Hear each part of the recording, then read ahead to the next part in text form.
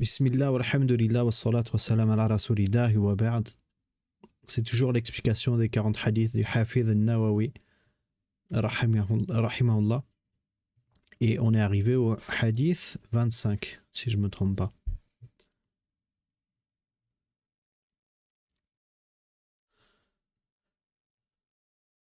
طيب. Donc l'auteur il dit rahimahullah الحديث الخامس والعشرون عن أبي ذر رضي الله عنه أيضا أن أناس من أصحاب رسول الله صلى الله عليه وسلم قالوا للنبي صلى الله عليه وسلم يا رسول الله ذهب أهل الدثور بالأجور يصلون كما نصلي ويصومون كما نصوم فيتصدقون بفضول أموالهم قال أوليس قد جعل الله لكم ما تصدقون إن بكل تسبيحة صدقة وكل تكبيرة صدقة وكل تحميدة صدقة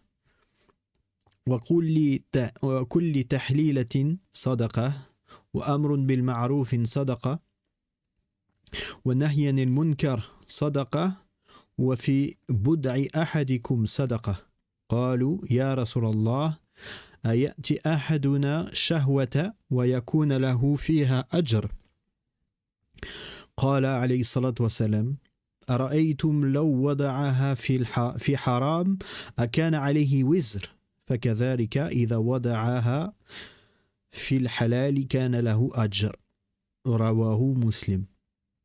25e hadith, on rapporte de Abu Dharr radiallahu anhu qu'il a dit il était assis avec des gens parmi les compagnons du messager d'Allah sallallahu alayhi wa sallam et ils ont dit au prophète alayhi salatu wa sallam ô messager d'Allah, les riches ont accaparé les récompenses. Ils font la prière comme nous, jeûnent comme nous et font l'aumône avec le surplus de leur richesse. Il leur dit n'est-ce pas qu'Allah a mis à votre portée de quoi faire l'aumône? Chaque tasbih est une aumône, chaque takbir est une aumône, chaque tahmid est une aumône, chaque tahlil est une aumône. Ordonner un bien est une aumône, interdire un mal est une aumône, et dans le rapport intime de l'un de vous, il y a une aumône. Ils dirent, ô messager d'Allah, l'un de nous satisfait son désir charnel et en est récompensé? Il leur dit, alayhi salatu wassalam, dites-moi donc, s'il le fait de façon licite, n'aurait-il pas commis un péché? De la même manière, s'il le fait de façon illicite, n'aurait-il pas commis un péché? De la même manière, lorsqu'il le fait de façon licite, il est récompensé. Et le hadith, il est rapporté par Muslim.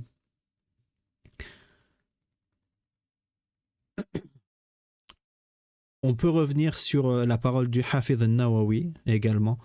Comme vous vous souvenez, on a déjà dit dans l'introduction que le Hafiz Yahya Abi Zakaria al-Nawawi, rahimahullah, il a fait ce livre-là, les 40 hadiths de Nawawi, et à la fin, il a fait un glossaire de commentaires sur certains mots. Et il a dit cette partie-là, je l'ai appelée la partie qui parle des termes problématiques, mais il y a certains mots que j'ai expliqués, ils ne sont pas forcément problématiques. Tout ça pour dire, il a fait un résumé d'explications, des petites annotations sur certains mots. Et dans certains hadiths, on les a rapportés. En réalité, Nawawi, rahimahullah, il a mis à la fin du livre, pour chaque hadith, l'explication de certains mots. Mais il est plus efficace, et Inch'Allah, de les citer à chaque fois qu'on parle d'un hadith. Wallahu a'lam. Mais il faut savoir que, même si dans les livres qui sont dans le commerce, on retrouve des fois ces explications derrière chaque hadith, en réalité, lui, le Hafiz al-Nawawi, il a mis toutes les explications à la fin du livre. Et donc il a expliqué ici pour ce hadith, il a expliqué un seul mot, il a expliqué ad-duthur, ou alors deux mots en réalité, mais l'autre c'est une expression. Ad-duthur, donc il a dit bidamm ad-dal wa tha al-muthallatha. Et il a dit que c'était al-amwal wahidatun dathr ka falsin wa fulus.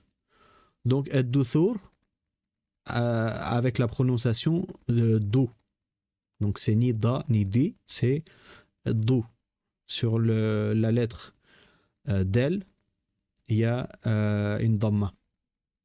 Et sur le tha, al-muthallatha, c'est l'expression qu'ils utilisent les savants du hadith, puisque avant il n'y avait pas de signe sur les lettres. Donc la dhamma et la kasra et la fatha, quand les savants ils les expliquaient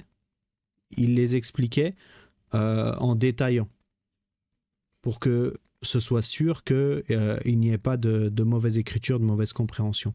Donc c'est pour ça, là ici l'auteur, il ne s'est pas juste contenté d'écrire la dhamma sur le del, mais il écrit, comme les savants du hadith ils ont l'habitude de faire, il écrit bidam del, c'est-à-dire qu'il explique que sur la lettre del, il y a une dhamma. La dhamma, c'est le son ou en arabe. Il y a 3 sons en arabe, le son ou, le son a et le son i.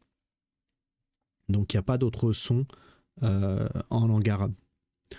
Ensuite, il y a aussi 2 signes qui sont le sukun, l'absence de voyelle, et la shadda, qui est le fait de faire une voyelle poussée, forcée.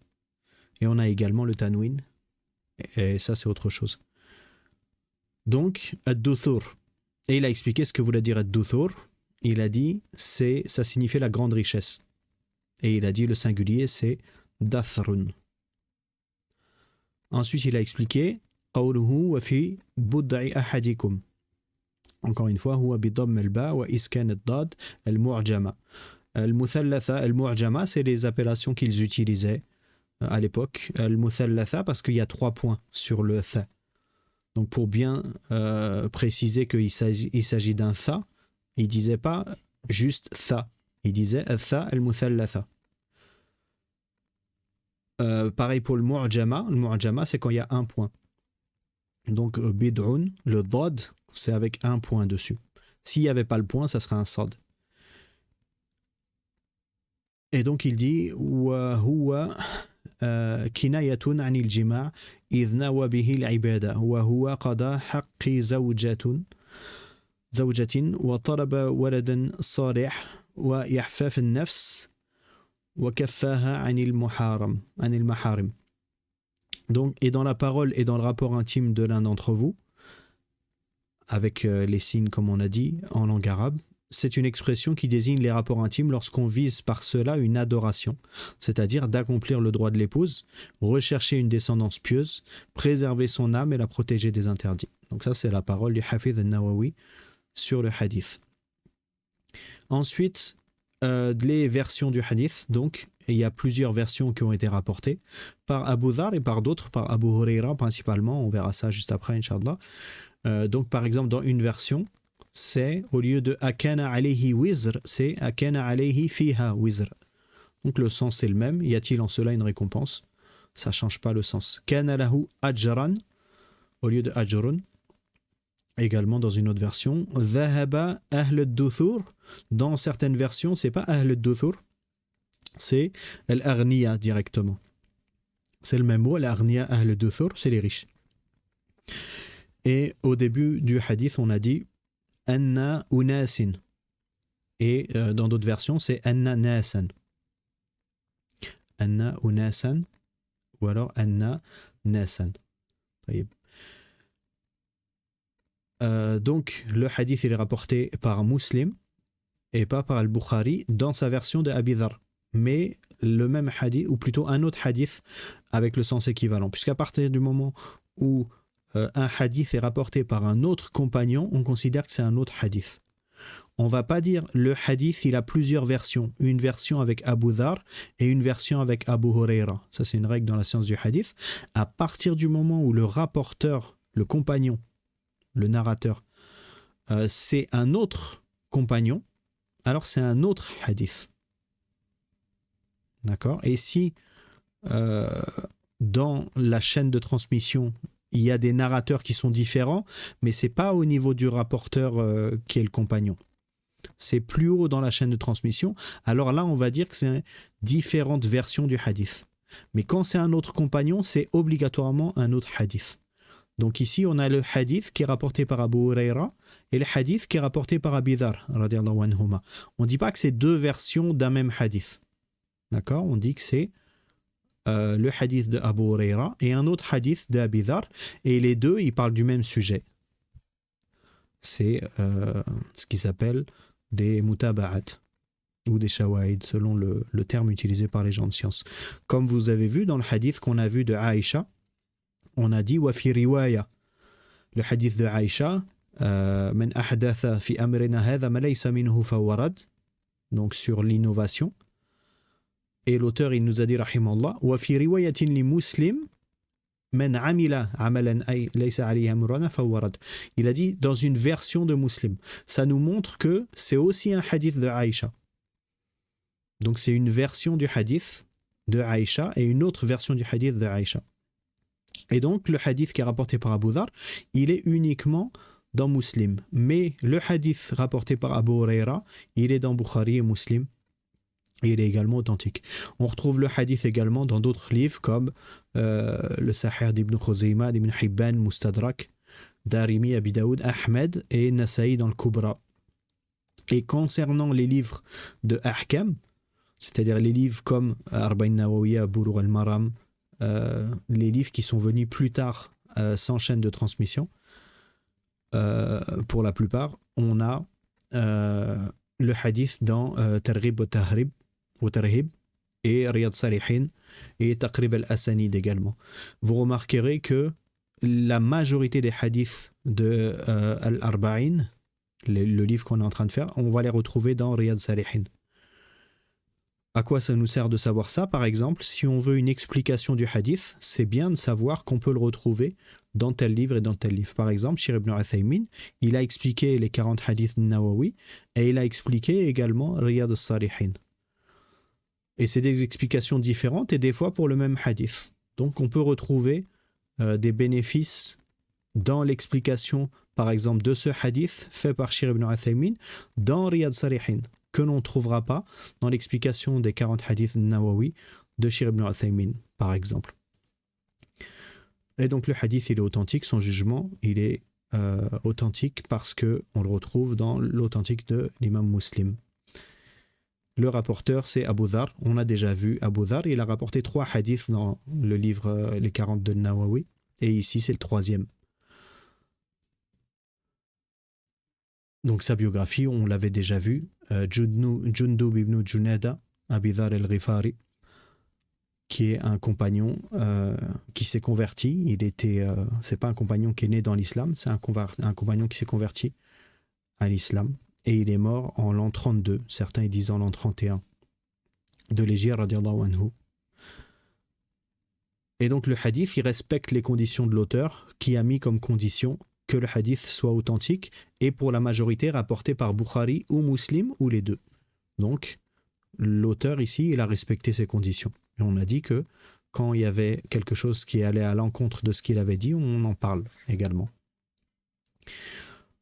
Donc le prophète sallallahu alayhi wa sallam, dans ce hadith-là, il nous parle des aumônes.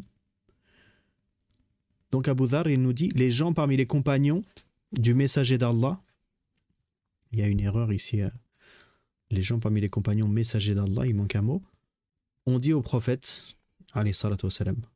Donc ici, c'est des gens qui du coup ne sont pas riches, puisqu'on va voir le sujet, c'est le fait de pouvoir faire des aumônes, donc les gens qui ont de l'argent pour pouvoir faire des aumônes. Et ici, Abu Dharr, il ne cite pas les noms de ces pauvres-là. Et ça arrive assez régulièrement dans les hadiths. Des fois, on a le nom de la personne et des fois, on ne l'a pas. Comme par exemple, le hadith de Mu'adh, comme les gens l'appellent. Les gens de science, ils disent hadith Mu'adh, et en réalité, c'est un hadith qui est rapporté par Ibn Abbas, qui dit, le prophète sallallahu alayhi wa sallam, il a envoyé Mu'adh ibn Jabal au Yémen. Là, ici, dans ce hadith, on a Ibn Abbas qui nous cite le nom de la personne concernée. Il aurait pu nous dire, le prophète sallallahu alayhi wa sallam, il a envoyé quelqu'un au Yémen. Comme ici, on retrouve l'il majhoul, des pauvres parmi les compagnons. Donc le nom, il n'est pas cité. S'il n'y a pas d'intérêt à citer le nom, les compagnons ou les narrateurs du hadith, ils ne citaient pas le nom. Tout simplement. Ensuite, qu'est-ce qu'ils ont dit, donc, ces pauvres parmi les compagnons? Ô messager d'Allah, les riches ont accaparé les récompenses. Ils font la prière comme nous, jeûnent comme nous, et font l'aumône avec le surplus de leur richesse. Donc là, ici, le sujet, c'est l'aumône. Ils disent, ces compagnons-là, les riches ont accaparé les récompenses. C'est-à-dire qu'ils ont accès à des hasanat que nous, on ne peut pas avoir. Ils font la prière comme nous. Donc la prière, tout le monde l'a fait, tout le monde a la récompense, même si chacun il a une récompense différente. Le jeûne, c'est pas lié à la richesse. Une personne, elle va jeûner, qu'elle soit riche ou qu'elle soit pauvre. Il n'y a pas une condition du jeûne ni dans la prière par rapport à l'argent. Par contre, l'aumône, on ne peut pas faire une aumône si on n'a pas d'argent. C'est ça en tout cas le sujet qui est venu ici. Donc, les compagnons, ils sont venus pas pour se plaindre, parce qu'ils cherchent à s'améliorer. Ça, c'est aussi une différence qu'on voit entre les compagnons et nous à notre époque, c'est que les questions que les compagnons ils posaient, c'est pas les questions que nous on pose aujourd'hui. Eux, ils posaient des questions en général pour s'améliorer, se rapprocher d'Allah, alors que nous, assez régulièrement, les questions qui remontent aux savants, c'est de chercher des allègements, de chercher une autorisation de faire quelque chose qui à la base n'est pas autorisé, mais il n'y a pas la même recherche de bonnes actions. Donc ici, les compagnons, ils ont dit, eux, ils arrivent à faire des adorations que nous, on ne peut pas faire. Et ce n'est pas de la jalousie, mais eux, ils veulent essayer de trouver une solution pour ce problème-là. Donc ils vont voir les gens de science. Et ça, c'est le bon comportement du musulman, c'est il ne reste pas dans une situation où il a quelque chose dans le cœur et il ne pose pas la question. Quand je dis quelque chose dans le cœur, on a dit que c'était pas de la jalousie et c'était pas non plus le fait de rejeter le qadar, le destin. Ils sont pas en train de se dire pourquoi nous on n'a pas accès à ces choses-là, c'est pas juste, etc. Vous voyez bien comment le hadith il est rapporté. Ils sont venus voir le prophète sallallahu alayhi wa sallam et ils ont dit nous on peut pas faire ça. Donc voilà la question, comment les compagnons l'ont posée. Le prophète sallallahu alayhi wa sallam il leur répond n'est-ce pas qu'Allah a mis à votre portée de quoi faire l'aumône? Donc là c'est une question qui est en réalité une question rhétorique comme ça s'appelle. C'est-à-dire, il leur donne une information qu'ils ont déjà. Donc, il ne posent pas la question pour qu'eux, ils répondent, mais il leur donne une réponse à travers cette question-là. Et c'est parmi les bons comportements du prophète, alayhi salatu salam, et on a déjà cité la façon de faire de l'enseignant, de transmettre la science de la meilleure des manières. Et ici, le fait de répondre en leur expliquant qu'ils ont déjà une réponse à cela, c'est parmi l'excellence dans le comportement. Donc il leur dit quoi? Le prophète, alayhi salam, il leur cite plusieurs points. Il leur dit, chaque tasbih est une aumône. Chaque takbir est une aumône. Chaque tahmid est une aumône. Chaque tahlil est une aumône. Et ensuite il continue. Donc le tasbih, c'est quoi? C'est le fait de dire subhanallah. Là ici, il a cité 4 choses que en réalité, eux, ils peuvent faire. La première, c'est le tasbih, c'est le fait de dire subhanallah. C'est ça le tasbih. En arabe, on a des mots qui sont l'explication d'une phrase. Comme on dit la basmala par exemple, la shahada. Ici, at-tasbih ou tahlil, al-hawqala. C'est des mots qui veulent dire le fait de dire telle phrase ou telle expression. Donc, le fait de dire subhanallah en arabe, ça s'appelle at-tasbih. Et subhanallah, ça signifie gloire et pureté à Allah. Le fait de dire subhanallah, ça peut être obligatoire quand c'est dans la prière, par exemple, ou ça peut être surérogatoire, comme le prophète alayhi salatu salam est en train de citer ici. Après le tasbih, on a takbir. le fait de dire Allahu Akbar, qui signifie Allah est le plus grand. Akbar, c'est un ism tafdil, ça signifie Allah est le plus grand. Et de la même manière, il y a des takbirat, donc le fait de dire Allahu Akbar, qui sont obligatoires et d'autres qui sont surérogatoires. Ensuite, tahmid, le troisième sur les quatre, le fait de dire Alhamdulillah, la louange est à Allah. Encore une fois, le fait de dire Alhamdulillah, c'est une manière d'obtenir l'aumône. Et le dernier, tahlil, c'est le fait de dire La ilaha illallah, ou alors la shahada. Donc, il n'y a de divinité digne d'adoration qu'Allah. La ma'bouda bihaqqin illallah. Encore une fois, ça peut être non obligatoire. Quelqu'un qui, dans sa journée, par exemple, il est dans sa voiture, dans les embouteillages, il est dans les transports en commun, il est en train d'attendre quelque chose, la prière à la mosquée, etc. Il peut dire La ilaha illallah. C'est parmi les meilleures paroles que le musulman puisse dire. Et comme on est en train de voir dans ce hadith, c'est un moyen d'obtenir des récompenses. C'est une aumône. Les aumônes, elles sont de plusieurs types. On a les aumônes par les biens. Donc, c'est ce avec quoi sont venus les compagnons ici dans ce sujet-là. Ils ont dit les riches font des aumônes. Nous, on ne peut pas faire d'aumône. On peut faire la prière, on peut faire le jeûne, on peut faire le pèlerinage, qu'ils n'ont pas cité, mais ils auraient pu le citer. Sauf que l'obligation du pèlerinage est venue plus tard, peut-être après ce hadith. Donc, il y a des choses qu'on peut faire, mais les aumônes, on ne peut pas faire. Et le prophète sallallahu alayhi wa sallam leur a répondu qu'en réalité, ils peuvent faire des aumônes. Donc, il leur a répondu sur un autre type d'aumône. On a les aumônes avec les biens, connus, donc avec l'argent. Par exemple, on va donner de l'argent à un pauvre, comme c'est le sujet ici. On peut également donner de la nourriture directement aux pauvres. On peut donner des vêtements aux pauvres. Tout ça, c'est des aumônes, avec les biens.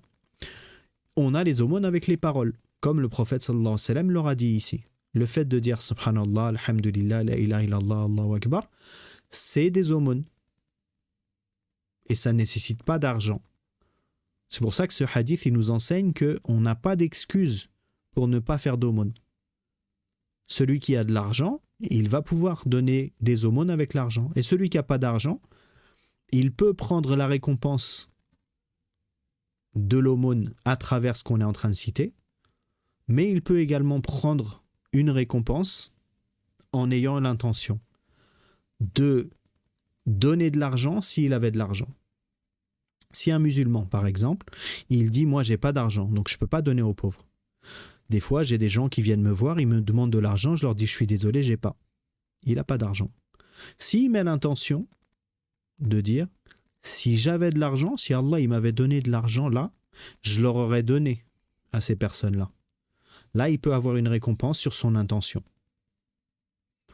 Donc, l'intention, elle peut donner accès à des récompenses. Pas à des aumônes, mais à des récompenses. Ensuite, ici, donc, on a les trois types d'aumônes. On a cité les deux premiers, donc l'aumône avec l'argent, avec les biens, l'aumône avec la parole, et on a l'aumône avec les actes que le prophète sallallahu alayhi wa sallam a cité également, puisqu'il a dit, comme on va voir dans la suite du hadith, ordonner le bien, interdire le blâmable, etc. Donc ici, on voit que le fait de faire des aumônes, ce n'est pas réservé aux riches. Il y a plein de façons de faire des aumônes. Même quelqu'un qui est pauvre, il doit faire des aumônes.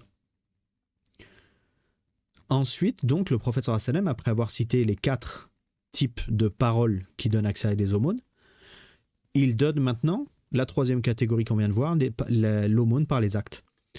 Il dit donc, alayhi salatu wa sallam, ordonner un bien est une aumône. Ordonner un bien, même si c'est une parole, à la base, ça rentre dans les actes également, et c'est une aumône. C'est-à-dire, une personne qui ne fait pas un bien, donc qui a négligé le fait de faire le bien, soit parce qu'elle ignore, soit parce qu'elle a oublié, soit autre chose, alors le fait de le rappeler à ce bien, c'est une aumône. Après, il dit, alayhi salatu wa salam, interdire un mal est une aumône. Donc ici, on ne se retrouve pas face à une personne qui ne fait pas un bien, on se retrouve à l'inverse avec une personne qui fait un mal. Et donc là, on va lui demander de délaisser ce mal. Dans les deux cas, c'est une aumône. Et ensuite, le troisième exemple, mais avant de passer au troisième exemple, on va détailler un petit peu sur ordonner le bien, interdire le blâmable. Al-amr bil ma'ruf wa nahy anil munkar. Donc, le fait d'ordonner le bien et d'interdire le blâmable, ça fait partie de la religion. Et c'est ce qui nous est demandé, et on verra ça plus en détail dans un prochain hadith qui parle du sujet. Celui qui voit parmi vous un mal, qu'il le change avec sa main, s'il ne peut pas avec sa langue, s'il ne peut pas avec son cœur, et c'est le minimum de la foi. Donc on verra ça plus tard. Donc quoi qu'il en soit, le fait de changer le mal, c'est soit une obligation personnelle pour chaque personne, soit une obligation communautaire, certaines personnes de la communauté, ou soit une chose surérogatoire, que ce soit pour ordonner le bien ou interdire le blâmable. Et c'est quelque chose qui est en partie, comme on est en train de voir, une obligation. Comme c'est venu dans le Coran et dans la Sunna, dans la révélation, la meilleure des communautés, parmi ses caractéristiques, c'est qu'elle ordonne le bien et qu'elle interdit le blâmable. On a un hadith également qui est rapporté par l'imam al-Tirmidhi qui montre également la force et l'importance d'ordonner le bien. Et le hadith il est rapporté par Hudayfa ibn al-Yaman où il a dit, le prophète sallallahu alayhi wa sallam a dit, oui c'est ça, le prophète sallallahu alayhi wa sallam a dit Walladhi nafsi biyadihi, par celui qui détient mon âme dans sa main, vous commanderez assurément le bien et vous interdirez assurément le blâmable. Ou bien Allah est sur le point d'envoyer contre vous un châtiment venant de lui, puis vous l'invoquerez et il ne vous répondra pas. Donc regardez les conséquences de celui qui délaisse le fait d'ordonner le bien et d'interdire le blâmable. Donc dans certains cas, ordonner le bien c'est obligatoire pour chaque musulman. C'est-à-dire que celui qui voit un mal et qui peut le changer, alors pour lui c'est une obligation de le faire. Dans une autre situation, celui qui voit un mal et qui peut le changer, il doit le faire obligatoirement si personne d'autre le fait. Et si lui, il remplit les conditions. C'est-à-dire que, comme on va voir juste après, il y a des conditions pour ordonner le bien et interdire le blâmable. Et des fois, le fait d'ordonner le bien ou interdire le blâmable, c'est quelque chose qui n'est pas obligatoire, mais pour la personne qui le fait, elle a accès à des récompenses. Donc maintenant, les conditions d'ordonner le bien, interdire le blâmable. Pour ordonner le bien, il y a 2 conditions. Et pour interdire le blâmable, il y en a 3. Les conditions pour ordonner le bien, c'est d'avoir la science et de connaître le jugement de ce à quoi on va appeler, de ce bien auquel on va appeler. Sinon, c'est pas quelque chose de nouveau qu'on est en train de voir, on n'appelle pas à quelque chose sans science. Ça, on l'a déjà vu de nombreuses fois. Donc il faut, parmi les conditions, être sûr que ce que nous, on cherche à corriger, c'est faire en sorte que la personne, elle fasse un bien, que ce soit réellement un bien, reconnu en islam. Donc on connaît le jugement. Par exemple, la prière, si on sait que quelqu'un, il a délaissé la prière, ou il a délaissé l'aumône, ou il a délaissé le jeûne de Ramadan, il a délaissé le fait de porter la barbe, il a délaissé le fait pour la sœur de mettre le jilbab, etc. Donc si on a la science, on sait que c'est un jugement religieux connu par nous, alors à ce moment-là, on a la condition, la première condition. Deuxième condition, la science que la personne a réellement délaissé le bien. Parce que, des fois, on peut croire, on doute, on n'est pas sûr que la personne, elle n'a pas fait ce bien-là. Comme par exemple, une personne qui va s'asseoir à la mosquée sans faire Tahiyat al-Masjid, la prière de salutation de la mosquée. Avant d'aller la voir et de lui dire la prière de salutation de la mosquée, c'est une adoration et il me semble que tu ne l'as pas fait et tu devrais la faire, tu auras des récompenses, etc. Il faut d'abord s'assurer que la personne, elle ne l'a pas fait. Parce que si on va la voir et qu'on lui parle de ce sujet-là et qu'elle dit « mais je l'ai fait, c'est juste que tu ne m'as pas vu la faire », alors à ce moment-là, c'est pas comme ça qu'on va faire correctement la prédication. Donc on s'assure bien que la personne, elle a délaissé cette chose-là. Et on ne se base pas sur les gens, ils ont dit, il me semble que, peut-être, etc. Donc, 2 conditions. la condition d'être sûr de quoi on est en train de parler, et la deuxième condition d'être sûr que la personne elle est concernée par le sujet. Quant à l'interdiction du mal, là il y a 3 conditions. La première condition, elle est équivalente, c'est la science et le jugement de ce à quoi on appelle. De la même manière, il faut être sûr que ce que nous on considère comme un interdit est réellement religieusement un interdit. Donc si on voit une personne qui a une position spécifique, par exemple pour s'asseoir, certaines positions sont interdites. Il faut être sûr que cette position rentre dedans. Les coupes de cheveux, par exemple. Certaines coupes de cheveux sont interdites. Mais il faut être sûr, connaître la science, que telle coupe de cheveux, elle est interdite. La façon de porter le vêtement, etc. Est-ce que porter une chemise, porter un vêtement transparent, être sûr de connaître le jugement avant d'aller voir la personne et lui dire ce que tu as fait, c'est un mal. D'accord ? Premier des 3 conditions. Deuxième condition, la même également que l'on vient de voir pour l'ordonnance du bien, c'est être sûr que la personne, elle a fait le mal. Sinon, on va aller reprocher à une personne et elle va dire « Non, mais j'ai pas fait ça, moi. » Donc, il faut s'assurer. Et la 3e condition, que l'on retrouve celle-ci uniquement dans l'interdiction du mal, c'est d'avoir la science, de connaître, donc de manière sûre, que l'interdiction ne va pas engendrer un mal plus grand. Si c'est le cas, si le fait d'aller corriger le mal en sachant que ça va causer un mal plus grand, alors à ce moment-là, c'est non seulement à ne pas faire, mais en plus c'est interdit. Donc, si on se retrouve par exemple face à une personne qui est en état d'ivresse, qui a bu de l'alcool, et on va aller la voir pour lui dire que boire de l'alcool c'est interdit et c'est mal, etc. On a la première condition, on sait que boire de l'alcool c'est interdit. On connaît les preuves et on sait que c'est interdit islamiquement. Deuxième condition, la personne elle a réellement bu l'alcool. Donc on a les 2 premières conditions. La 3e condition, c'est que cette personne qui est en état d'ébriété, si on va la voir et qu'on lui dit boire de l'alcool c'est mal, et que cette personne-là, on sait que quand elle a bu de l'alcool, elle s'énerve. Donc elle va insulter, elle va frapper. Alors à ce moment-là, on ne va pas la voir à ce moment-là. Et de manière générale, quelqu'un qui a bu de l'alcool, c'est pas le meilleur moment pour aller lui ordonner le bien et lui interdire le blâmable. Comme c'est arrivé avec des pieux prédécesseurs comme l'imam Ahmed qui a vu une personne qui avait bu de l'alcool et les compagnons lui ont dit ne vas-tu pas le conseiller ? Il a dit c'est pas le moment de le conseiller. Donc la 3e condition, la particularité de l'interdiction du mal, c'est que il faut avoir la science et la sagesse de voir que l'interdiction du mal peut faire en sorte que la personne elle crée un mal encore plus grand. Alors à ce moment-là, cette chose-là, elle est délaissée.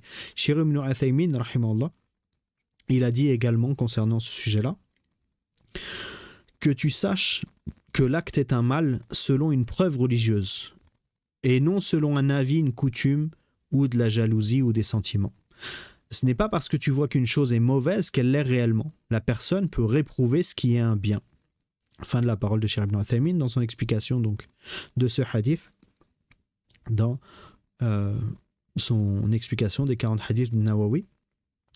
Donc il a dit l'interdiction du mal, comme on a dit, avec science, d'être sûr que c'est un mal religieusement, et pas que c'est un mal par rapport à notre raisonnement à nous, ou alors à une coutume, même si les coutumes, il y a une part qui rentre dans la croyance, c'est-à-dire dans la législation, les choses qui font partie des coutumes, elles sont liées au jugement. Par exemple, la façon de s'habiller dans un pays, il y a certaines façons qui sont recommandées, certaines façons qui sont interdites, et c'est lié aux coutumes. Par exemple, celui qui vit en Algérie et qui porte le chimar, c'est pas adapté. Le chimar, c'est un vêtement qui est porté en général dans les pays du Golfe, en Arabie Saoudite, ou à Dubaï, au Koweït, etc. C'est un vêtement qui est autorisé, mais si on est dans un pays où c'est un vêtement qui n'est pas répandu, ça rentre dans ce qui s'appelle libas shuhra, c'est-à-dire c'est un vêtement qui va faire comme si la personne, elle était en train de se mettre en valeur par rapport aux autres. de se faire remarquer. Et ça, c'est lié à la coutume. Mais si une chose, elle n'est pas interdite religieusement et que c'est connu comme étant un mal dans la coutume, mais en fait, religieusement, c'est pas un mal, alors à ce moment-là, c'est pas considéré comme un mal. Comme par exemple, le fait de manger avec les mains. Si dans certains pays, manger avec les mains, c'est vu comme une chose mauvaise, un manque de comportement, par exemple, on va pas reprocher à la personne qui fait ça de ne pas le faire. On va pas lui dire ne mange pas avec les mains parce que religieusement, c'est quelque chose qui est autorisé. Donc, concernant la situation pour quelqu'un qui va aller conseiller une personne, on va se retrouver avec la possibilité de retirer le mal ou la possibilité d'avoir un mal plus grand. Et face à ça, il y a 4 situations. On va se retrouver dans la situation où la personne, elle a fait un mal, et en la conseillant, ça va retirer le mal. Et ça, c'est la chose qui est demandée. Comme on retrouve ordonné dans le Coran, dans de nombreux versets. Parmi ces versets-là, le verset de Surat la famille d'Imran, le verset 104, dans le sens du verset, qu'un groupe d'entre vous appelle au bien, ordonne ce qui est approuvé par la loi et interdise ce qui est réprouvé. Donc là, le fait d'aller ordonner le bien, interdire le blâmable, ça va faire en sorte que le mal disparaisse. Et ça, c'est obligatoire. C'est une obligation. Ensuite, la diminution du mal. Si on peut ne pas supprimer le mal complètement, mais le diminuer, le mal. Faire en sorte que le mal diminue. Alors à ce moment-là, c'est encore obligatoire. Le jugement de cette chose-là, c'est que c'est également obligatoire. Parce que le fait de diminuer le mal, c'est ce qui est demandé également. Ensuite, la troisième situation, c'est ni la disparition, ni la diminution. On va aller conseiller la personne qui a fait un mal, et ça va la faire passer d'un mal à un autre mal équivalent. Parce que si c'est un mal qui est plus faible, alors on est dans la diminution. Le deuxième cas. Là, ici, c'est on va aller conseiller la personne, elle va arrêter ce mal-là pour passer à un autre mal. Les savants, ils ont dit, en réalité, ici, il y a plusieurs avis, et il faut regarder au cas par cas, mais de manière générale, le fait de délaisser un mal et passer à un autre mal, ça va faire en sorte que la personne, elle va à force s'éloigner du mal. Donc, soit c'est selon la sagesse de la personne, soit elle le délaisse, soit elle le fait. Mais c'est lié à la sagesse. Et la quatrième et la dernière situation, c'est le fait d'ordonner le bien et d'interdire le blâmable, et ça va amener à un mal plus grand. Et ça, on a dit que c'était non seulement à ne pas faire, mais que c'était interdit religieusement. On n'a pas le droit de faire ça. Surat al-An'am, le verset 108, dans le sens du verset, n'insultez pas ce qu'ils invoquent en dehors d'Allah, car ils insulteraient alors Allah par transgression et ignorance. Le fait d'insulter ceux qui invoquent en dehors d'Allah, à la base, c'est pas quelque chose d'interdit. Mais quand on sait que eux, ils vont également insulter Allah, alors à ce moment-là, c'est interdit de le faire par rapport à la conséquence que ça va apporter. Donc ça, c'était pour ordonner le bien, interdire le blâmable. Il reste le dernier point à voir. Dans les rapports intimes, il y a une aumône. Tout ce qu'on a vu avant, les compagnons, ils ont acquiescé, ils ont trouvé ça normal. Quand ce point-là, il est arrivé, alors ils ont posé une question. Le prophète sallam, il a dit, dans les rapports intimes, il y a une aumône. Les compagnons, ils ont dit, radiallahu anhum, ô messager d'Allah, l'un de nous satisfait son désir charnel et en est récompensé. On voit ici le comportement des compagnons. Il y a quelque chose qui les préoccupe religieusement, alors ils posent la question. Et on en a déjà parlé de la pudeur, mais il faut bien comprendre que Et la pudeur, c'est une bonne chose. Et poser des questions, c'est une bonne chose aussi. Et le fait de dire par pudeur, je vais ne pas poser la question, c'est une mauvaise chose. La pudeur, elle ne doit pas empêcher la personne d'avoir de la science, parce que la science, c'est ça qui va mener aux actes et aux récompenses. Donc une personne qui par pudeur ne pose pas la question, et donc elle ne sait pas, elle reste coincée entre je ne sais pas si c'est bien, je ne sais pas si c'est mal, ça c'est une mauvaise chose. Mais poser la question sans pudeur, c'est une mauvaise chose aussi.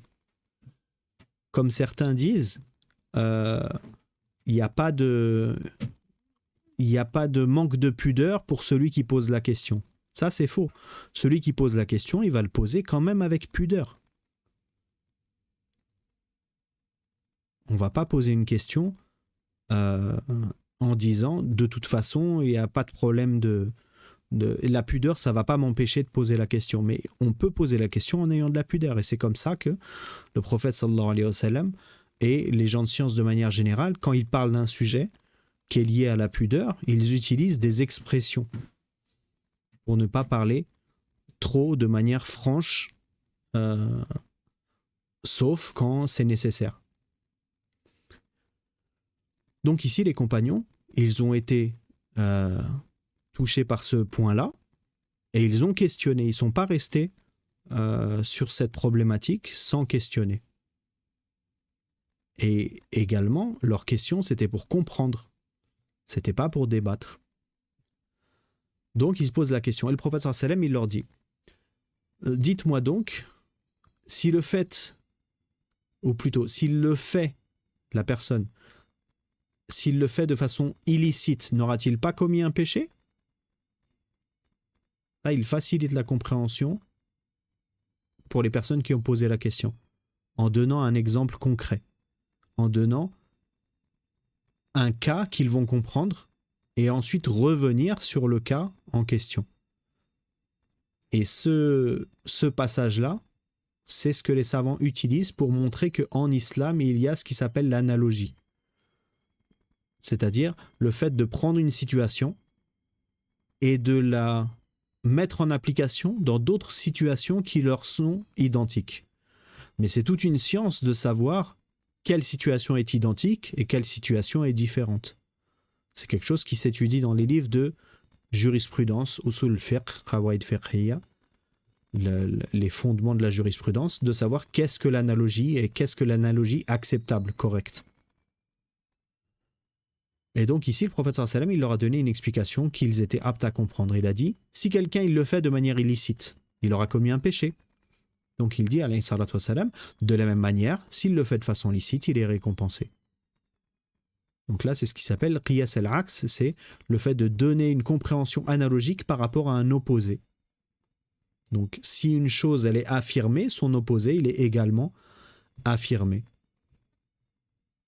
Et là, on voit encore une fois la compétence du savant éducateur. Donc voilà ce qu'on pouvait dire sur ce hadith. On va s'arrêter là, Inch'Allah. Donc ce hadith, encore une fois, qui permet de profiter de beaucoup de bénéfices.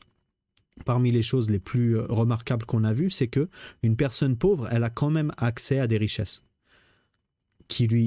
Pas des richesses parmi les biens, mais des richesses, la parole par exemple. Et la parole, ça va lui donner accès à des aumônes. Donc l'aumône, c'est pas uniquement pour les riches. L'aumône, c'est pour tout le monde. Celui qui peut parler, il va dire Subhanallah, Alhamdulillah, Allahu Akbar, et il aura fait des aumônes. Donc la porte ouverte aux aumônes, elle est grande en islam. Et également, on a vu que ordonner le bien et interdire le blâmable, c'est une chose importante en islam. Et ça donne accès à c'est considéré comme une aumône, sachant que ça donne également accès à des hasanat. Et le dernier point, le fait d'avoir des rapports intimes, c'est une aumône, avec les choses que ça implique, et la comparaison que le prophète sallallahu alayhi wa sallam a fait de leur expliquer aux compagnons qui avaient l'habitude de, quand il y a une chose qu'ils ne comprenaient pas, ils questionnaient.